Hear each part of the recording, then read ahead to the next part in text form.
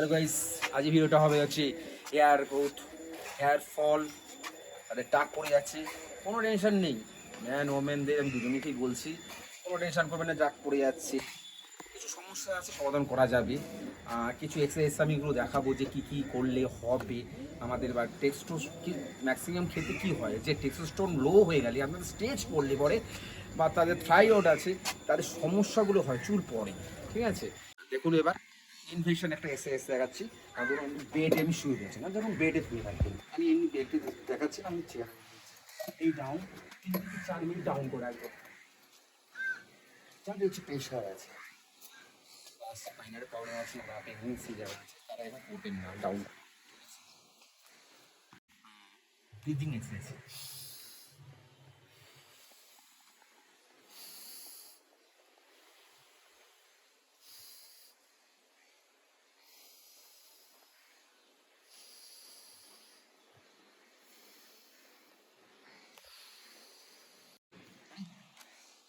Breathing এক্সারসাইজগুলো আপনার হয়ে গেল। এবার আপনি ইয়োগা করতে পারবেন।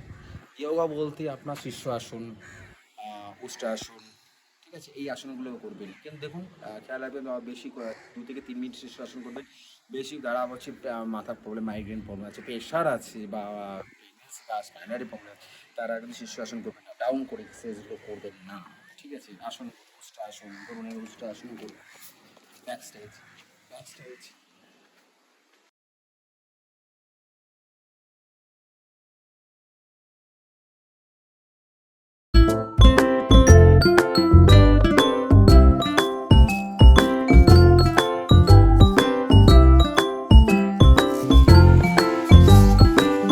হ্যান্ডস্ট্যান্ড, আপনি হ্যান্ডস্ট্যান্ড করতে পারেন বা শীর্ষাসন করতে পারেন। কিছু এই আসনগুলো ব্লাড ফ্লু করতে পারেন।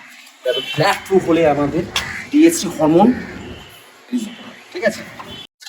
আর হচ্ছে ফেশিয়াল এক্সারসাইজ করতে হবে। ফেস দেখুন,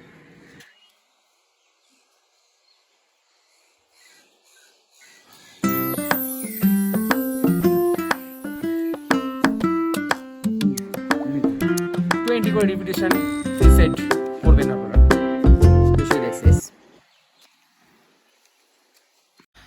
আরেকটা হলো নেক এক্সারসাইজ হবে।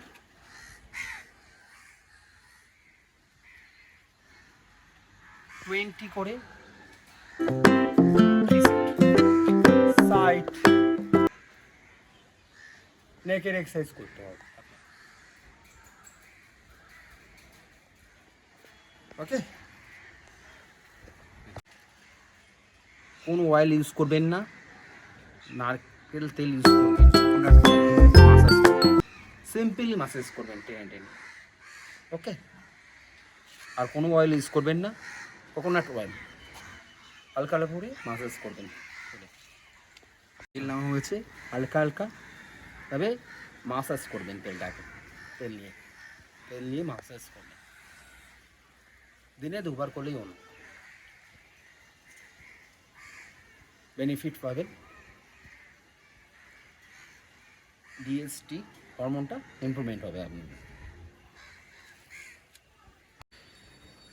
লাস্ট পয়েন্ট বলছি, জগিং করতে হবে। জগিং মানে অ্যাক্টিভিটি যে কোনো, ধরুন রান করবেন, জগিং করবেন আর ওয়ার্কআউট করবেন।